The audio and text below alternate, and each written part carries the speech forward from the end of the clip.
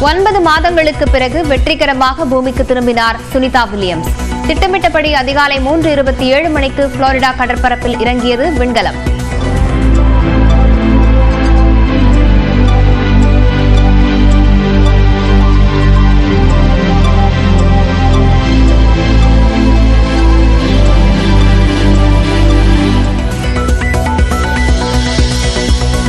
பாராசூட்கள் மூலம் மெதுவாக கடலில் இறங்கிய டிராகன் விண்கலம். முதலில் 2 பாராசூட்களும் பின்னர் 4 பாராசூட்களும் டிராகன் விண்கலத்தை கடலில் இறக்கின.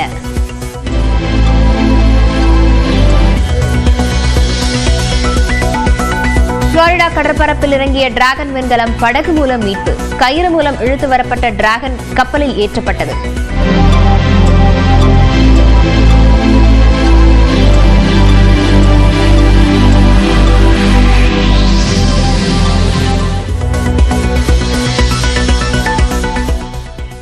டிராகன் விண்கலத்திலிருந்து உற்சாகமாக வெளியே வந்த சுனிதா 9 மாதங்களுக்கு பிறகு பூமியின் காற்றை சுவாசித்தார்.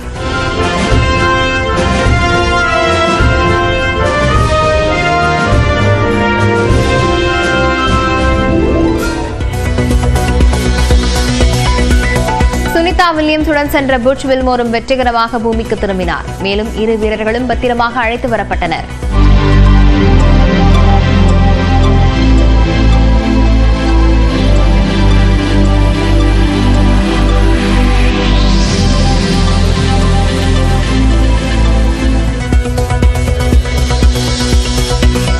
ஒன்பது மாதங்களுக்கு பின் பூமிக்கு திரும்பிய சுனிதா வில்லியம்ஸ் வில்மோர் மிக ஆரோக்கியமாக இருப்பதாக நாசா தகவல்.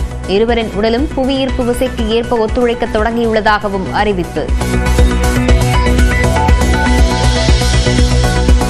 மீனவர்கள் தொடர்ந்து கைது செய்யப்படுவதை தடுத்திட வலுவான தூதரக நடவடிக்கைகளை மேற்கொள்ள வேண்டும். மீனவர்களையும் படகுகளையும் உடனடியாக விடுவித்திட வலியுறுத்தி மத்திய அமைச்சர் ஜெய்சங்கருக்கு முதலமைச்சர் கடிதம்.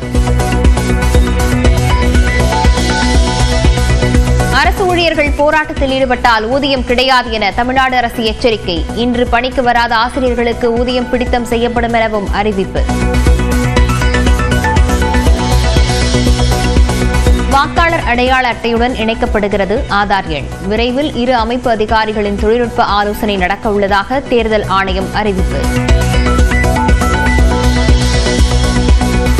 சேப்பாக்கத்தில் சென்னை மும்பை அணிகள் மோதும் போட்டிக்கான டிக்கெட் விற்பனை இன்று தொடக்கம். காலை 10 மணி 15 நிமிடங்கள் முதல் ஆன்லைனில் முன்பதிவு செய்யலாம்.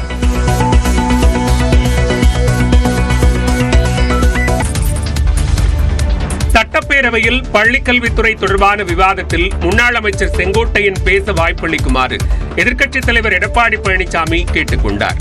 அதிமுகவில் எடப்பாடி பழனிசாமி மற்றும் செங்கோட்டையன் இடையே கருத்து முரண்பாடு ஏற்பட்டுள்ளதாக கூறப்படும் நிலையில் சட்டப்பேரவை வளாகத்தில் 2 நாட்கள் நடைபெற்ற அதிமுக எம்எல்ஏக்கள் கூட்டத்தில் செங்கோட்டையன் பங்கேற்கவில்லை. எடப்பாடி பழனிசாமியை நேருக்கு நேராக பார்ப்பதையும் செங்கோட்டையன் தவிர்த்து வருகிறார். இந்நிலையில் சட்டப்பேரவையில் பள்ளிக்கல்வித்துறை தொடர்பான முன்னாள் அமைச்சர் செல்லூர் ராஜுவின் கருத்துக்கு பள்ளிக்கல்வித்துறை அமைச்சர் அன்பில் மகேஷ் சில விளக்கங்களை அளித்தார். அப்போது பதிலளிக்க தனக்கு வாய்ப்பளிக்க வேண்டும் என முன்னாள் அமைச்சர் செங்கோட்டையன் கையை உயர்த்தியபடி சபாநாயகருக்கு கோரிக்கை விடுத்தார். செங்கோட்டையனுக்கு ஆதரவாக எழுந்த எதிர்க்கட்சித் தலைவர் எடப்பாடி பழனிசாமி முன்னாள் பள்ளிக்கல்வித்துறை அமைச்சர் என்ற முறையில் செங்கோட்டையன் பேச வாய்ப்பளிக்க வேண்டும் என்று கேட்டுக் கொண்டார். ஆனால் செங்கோட்டையன் பேசுவதற்கு சபாநாயகர் அனுமதி அளிக்கவில்லை. ஔவையாருக்கு அறிவுக் களஞ்சியம் அமைப்பது பற்றி நிதிநிலைக்கு ஏற்ப முதலமைச்சரின் கவனத்துக்கு எடுத்துச் சென்று பரிசீலனை செய்யப்படும் என்று அமைச்சர் சாமிநாதன் சட்டப்பேரவையில் பதிலளித்துள்ளார்.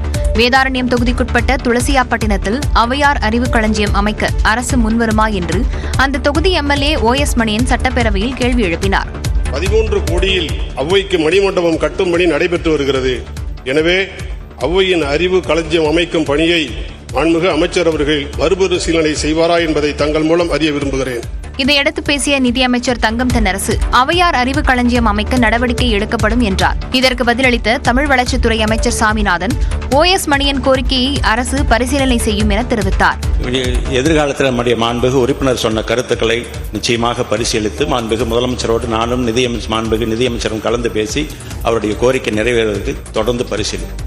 ஔவையார் குறித்த கேள்வியின் போது பேசிய நீர்வளத்துறை அமைச்சர் துரைமுருகன் கவி எழுதும் பெண் புலவர்களில் 5 ஔவையார்கள் இருந்ததாக கூறியிருந்தார்.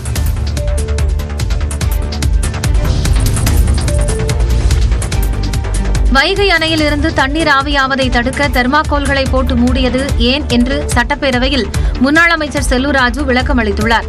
சட்டப்பேரவையில் பட்ஜெட் மீதான 2ஆம் நாள் விவாதத்தில் பேசிய அதிமுக உறுப்பினர் செல்லூர் ராஜு, ஜெயலலிதாவின் சாதனைகளில் 10ல் ஒரு பங்கை கூட கடந்த 4 ஆண்டுகால திமுக ஆட்சியில் எட்டவில்லை என கூறினார்.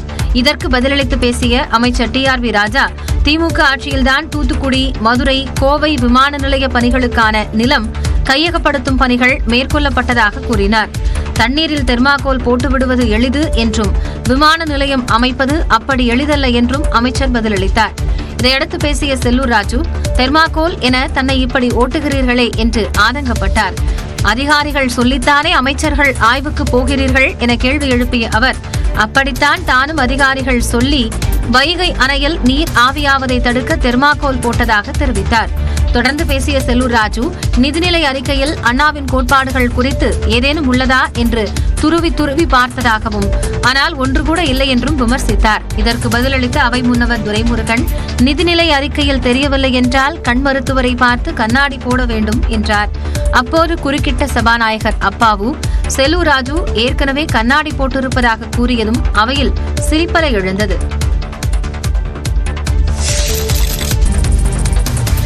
ஆதார் எண்ணுடன் வாக்காளர் அடையாள அட்டை விவரத்தை இணைப்பது தொடர்பாக இந்திய தனித்துவ அடையாள ஆணையத்துடன் விரைவில் ஆலோசனை நடத்தப்படும் என இந்திய தேர்தல் ஆணையம் தெரிவித்துள்ளது. இது தொடர்பாக தேர்தல் ஆணையம் வெளியிட்டுள்ள செய்தியில், இந்திய தலைமை தேர்தல் ஆணையர் ஞானேஷ்குமார் மற்றும் தேர்தல் ஆணையர்கள் சுக்பீர் சிங் சந்து, விவேக் ஜோஷி ஆகியோர் மத்திய உள்துறை செயலர், மின்னணு மற்றும் தகவல் தொழில்நுட்ப செயலர், இந்திய தனித்துவ அடையாள ஆணையத்தின் தலைவர் ஆகியோருடன் ஆலோசனை மேற்கொண்டதாகவும், இந்த கூட்டத்தில் ஆதார் எண்ணுடன் வாக்காளர் அடையாள அட்டையை அரசியல் சாசன பிரிவு 326 அடிப்படையிலும் உச்சநீதிமன்றத்தின் உத்தரவு மற்றும் மக்கள் பிரதிநிதித்துவ சட்டத்தின்படி இணைக்க முடிவெடுக்கப்பட்டுள்ளதாக கூறப்பட்டுள்ளது. இது தொடர்பான இந்திய தனித்துவ அடையாள ஆணைய அதிகாரிகளுடன் தொழில்நுட்ப ஆலோசனை விரைவில் நடத்துவார்கள் என்று தெரிவிக்கப்பட்டுள்ளது. வங்கிகளில் நகைக்கடன் பெறுவதற்கான விதிமுறைகளில் கடும் கட்டுப்பாடுகளை விதிக்க ரிசர்வ் வங்கி திட்டமிட்டிருப்பது மக்களிடையே அதிர்ச்சியை ஏற்படுத்தியுள்ளது.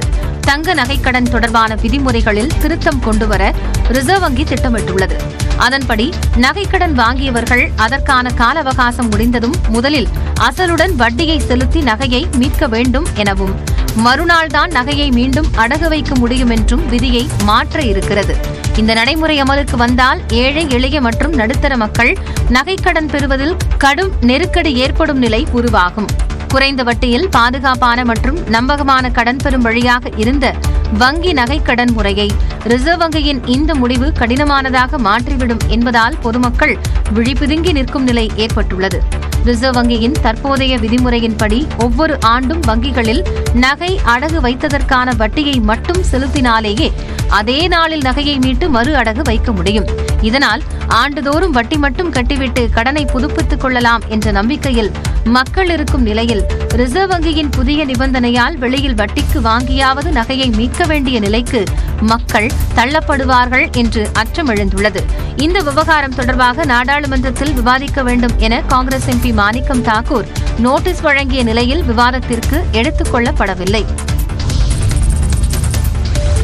தமிழகத்தில் ஓரிரு இடங்களிலும் புதுவை மற்றும் காரைக்கால் பகுதிகளிலும் அடுத்த ஒரு வாரத்தில் லேசானது முதல் மிதமான மழை பெய்யக்கூடும் என வானிலை ஆய்வு மையம் கணித்துள்ளது. உள் தமிழகம் மற்றும் தென் தமிழக கடலோர மாவட்டங்களில் ஓரிரு இடங்களில் மழை பதிவானதாக தெரிவித்துள்ள வானிலை மையம், அதிகபட்சமாக நீலகிரி சாம்ராஜ் எஸ்டேட் பகுதியில் 5 சென்டிமீட்டரும், கோவை சின்கோனா, நீலகிரி பந்தலூர் ஆகிய பகுதிகளில் தலா 4 சென்டிமீட்டரும் மழை பதிவானதாக தெரிவித்துள்ளது. வட தமிழக கடலோர மாவட்டங்கள், புதுவை மற்றும் காரைக்கால் பகுதிகளில் வறண்ட வானிலை நிலவியதாகவும், மார்ச் 22ஆம் தேதி வரை தமிழகத்தில் ஓரிரு இடங்களிலும் புதுவை மற்றும் காரைக்கால் பகுதிகளிலும் லேசானது முதல் மிதமான மழை பெய்யக்கூடும் என கணித்துள்ளது. தமிழகத்தில் ஓரிரு இடங்களில் அதிகபட்ச வெப்பநிலை இயல்பை விட 2 முதல் 3 டிகிரி செல்சியஸ் வரை அதிகரிக்கக்கூடும் என குறிப்பிட்டுள்ள வானிலை மையம், சென்னையை பொறுத்தமட்டில் வானம் மேகமூட்டத்துடன் காணப்படும் என்றும், அதிகபட்ச வெப்பநிலை 95 டிகிரி ஃபாரன்ஹீட் வரை இருக்கக்கூடும் என்றும் தெரிவித்துள்ளது.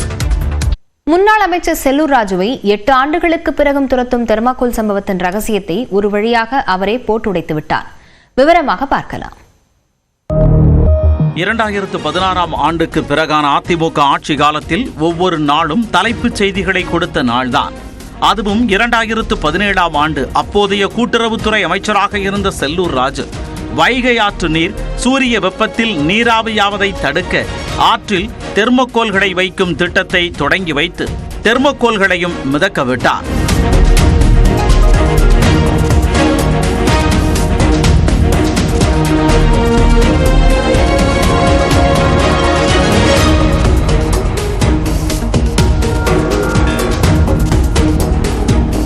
ஆற்றுக்கே சன்கிளாஸ் போடுகிறார்கள், சன்ஸ்கிரீன் பூசிய வைகை யாறு, சூரிய வெளிச்சத்திற்கே கேட்டா என தெர்மோகோல் திட்டம் எக்ஸ் தளம் ட்விட்டராக இருந்தபோது கேள்விக்குள்ளாக்கப்பட்டது.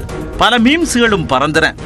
எதிர்வினைகளுக்கு அப்போது பதிலளித்த செல்லூர் ராஜு, கலிபோர்னியாவில் வெற்றிகரமாக இருக்கும் திட்டத்தை தான் இங்கு செயல்படுத்தினோம் என்றார். ஆனால் அவரது விளக்கம் எதுவும் எடுபடவில்லை. அதற்கு பிறகு 2 முக்கிய தேர்தல்களை தமிழ்நாடு சந்தித்து விட்டது. ஆட்சி மாற்றமும் நடந்து விட்டது.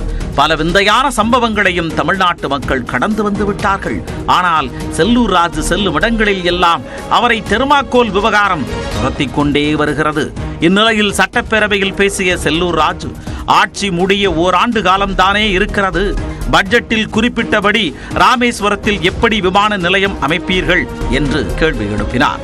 அதற்கு பதிலளித்த அமைச்சர் TRB ராஜா, நீரில் தெர்மோகோல் விடுவது எளிது, விமான நிலையம் அமைப்பது அப்படி அல்ல என்றார்.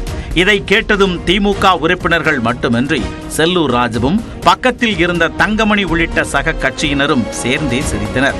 ஆனாலும் அந்த சம்பவம் நடந்து இத்தனை நாட்களுக்கு பிறகும் இதனை வைத்து ஓட்டுகிறீர்களே என பெரிதும் ஆதங்கப்பட்டார்.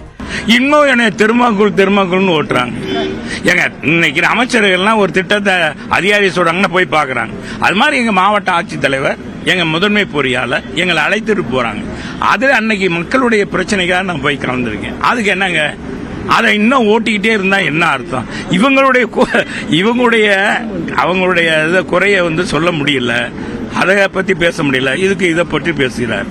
இத்தனை ஆண்டுகளாக தெர்மோகோல் மூலம் வைகை நீர் நீராவியாவதை தடுக்கும் திட்டம் எப்படி உதித்தது என்ற கேள்விக்கு பதிலளிக்கும் விதமாக செல்லூர் ராஜுவே சட்டப்பேரவையில் ரகசியத்தை உடைத்து தெர்மோகோல் விவகாரத்தை முடித்து வைத்துள்ளார்.